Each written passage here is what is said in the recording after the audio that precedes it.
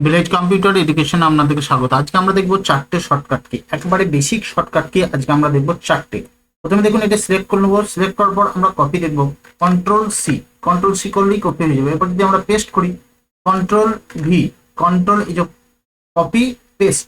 তো কাট যদি করি এটা সিলেক্ট করবো কন্ট্রোল এক্স করলে দেখুন কাট হয়ে যাবে, এবং সেভ যদি করি কন্ট্রোল এস করলেই দেখুন সেভ চলে আসবে। অর্থাৎ আমরা এখানে দেখতে পেলাম যে কপি হচ্ছে কন্ট্রোল CTRL প্লাস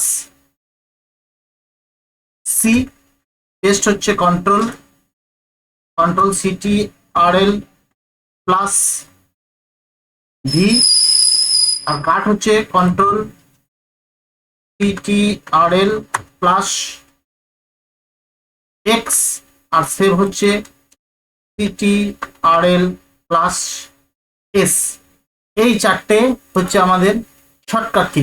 কপি করার কন্ট্রোল এক্স, পেস্ট করা হচ্ছে কন্ট্রোল ভি, কাট করা হচ্ছে কন্ট্রোল এক্স, সেভ করা হচ্ছে কন্ট্রোল এস।